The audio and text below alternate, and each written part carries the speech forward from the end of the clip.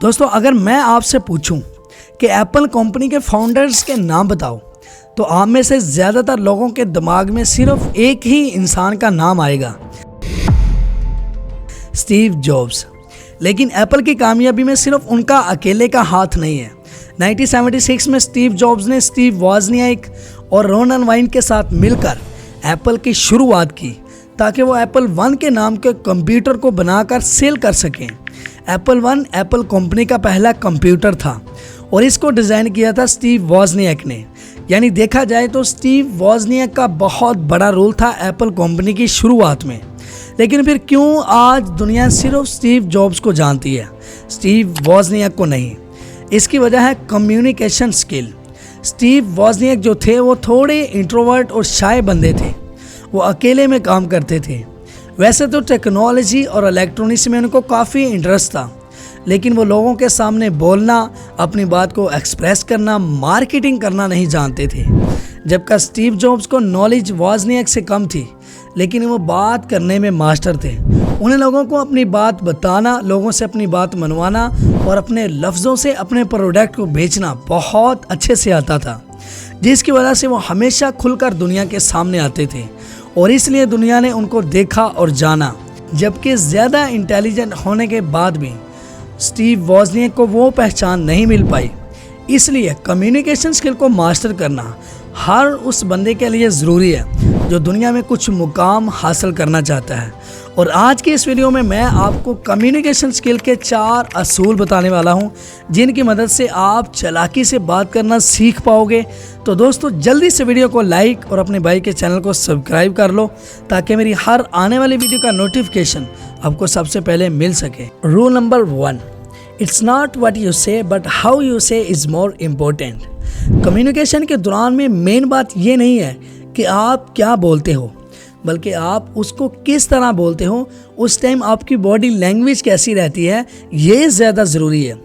दोस्तों, किसी भी सक्सेसफुल पर्सनैलिटी को उठाकर देख लो, वो जब भी बोलते हैं तो ओपन बॉडी लैंग्वेज के साथ बोलते हैं। बात करते टाइम हाथों का इस्तेमाल करते हैं, बैठते हैं तो तब थोड़ा पीछे लीन बैक होकर बैठते हैं, जिससे वो ज़्यादा कॉन्फिडेंट नज़र आते हैं। रिसर्चर्स की भी माने तो एक अच्छी कम्युनिकेशन स्किल में 70% रूल आपकी बॉडी लैंग्वेज का होता है और 30% रूल इसका होता है कि आप क्या बोल रहे हो। दोस्तों, इसे एक एग्जांपल से समझो। मान लो कि आप एक इंटरव्यू में जाते हो और इंटरव्यूअर आपसे सवाल करता है, tell me something about yourself. अब मान लो आपके माइंड में इसका आंसर भी तैयार है, लेकिन आप बहुत लो वॉइस में आंसर देते हो। तो अब इंटरव्यूअर ये नहीं देखेगा कि आपने कितना अच्छा आंसर दिया है, बल्कि वो इस बात पर ध्यान देगा कि आपने लो टोन में आंसर दिया है, जिसकी वजह से वो आपको एक अनकॉन्फिडेंट पर्सन समझेगा।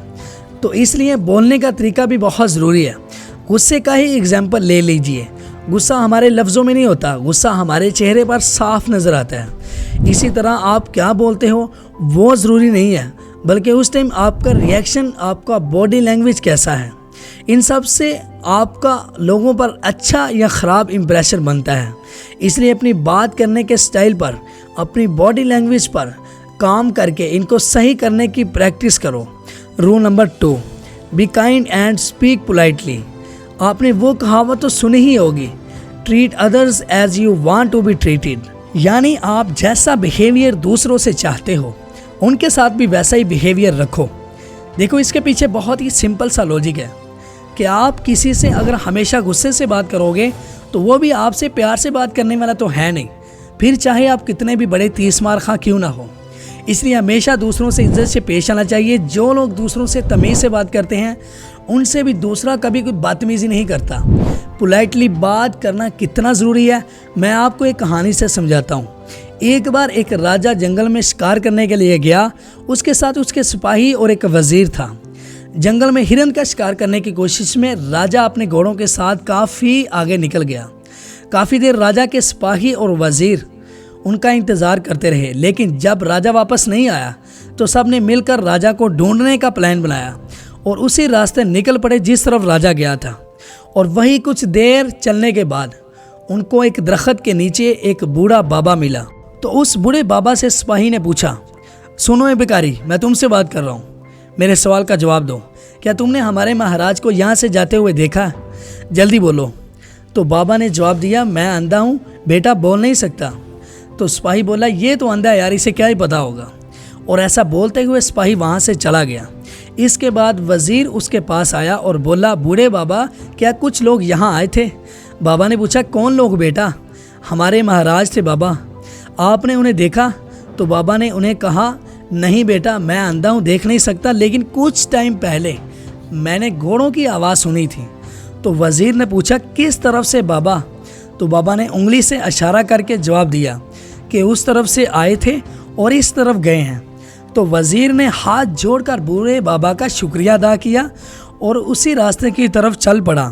तो यहाँ आपने देखा कि प्यार से बात करने से वज़ीर को मालूम हो गया कि राजा किस तरफ गए हैं, और सिपाही के ख़राब बोलचाल की वजह से बूढ़े बाबा ने उसे कुछ भी नहीं बताया।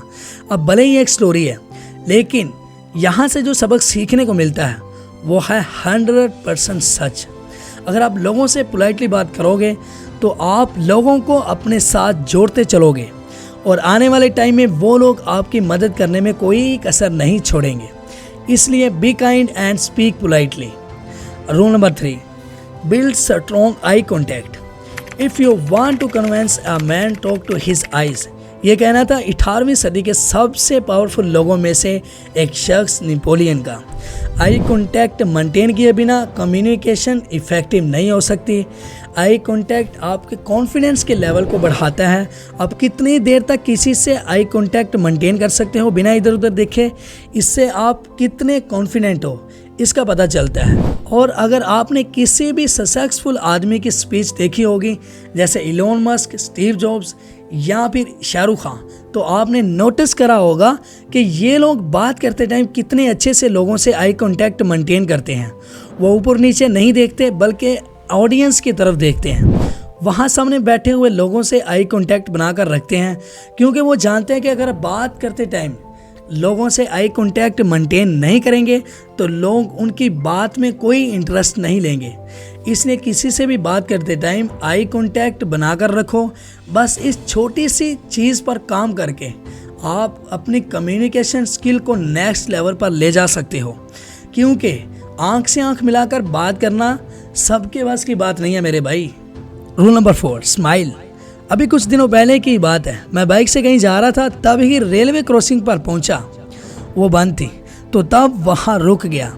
अब पाकिस्तान में क्रॉसिंग जब खुलती है तो काफ़ी रश होता है, बाइक निकालना भी बड़ा मुश्किल काम होता है। तो जब ट्रेन निकली, क्रॉसिंग जैसे ही खुली तो सब बाइक वाले एक साथ ही निकल पड़े। मैंने भी बाइक स्टार्ट की और मैं भी चल पड़ा। मेरे आगे एक बाइक थी, मेरी ही उम्र का एक लड़का चला रहा था और मैं उसके पीछे था। तो मेरे आगे उसकी बाइक अचानक से बंद हो गई। मैंने भी एकदम से ब्रेक लगाई। इससे पहले कि मैं कुछ कहता, उस बंदे ने पीछे देखा और उसने एक जेन्युइन स्माइल करी और मैं भी मुस्कुरा दिया। तो अब यहाँ पे मैंने एक बहुत बड़ा कम्युनिकेशन लेसन सीखा। वो ये है कि स्माइल सिचुएशन को थोड़ा लाइट बना देती है, जिससे माहौल का सारा टेंशन ख़त्म हो जाता है।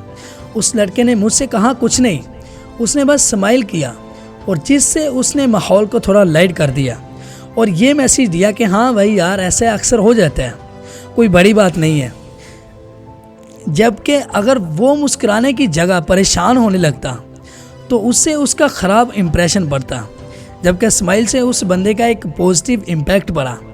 आपकी मुस्कुराहट से आपका मूड तो अच्छा होता ही है, साथ ही सामने वाले का भी मूड अच्छा हो जाता है। इसलिए जब नए लोगों से मिलिए तो उनको एक मुस्कुराहट के साथ वेलकम करें, लेकिन ये चीज़ भी एक लिमिट में करनी है।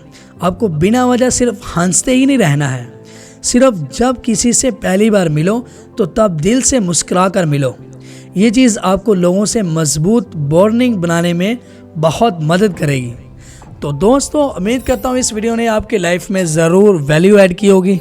अगर वीडियो अच्छी लगी हो तो वीडियो को लाइक और अपने भाई के चैनल को सब्सक्राइब ज़रूर कर लेना, ताकि मेरी हर आने वाली वीडियो का नोटिफिकेशन आपको सबसे पहले मिल सके।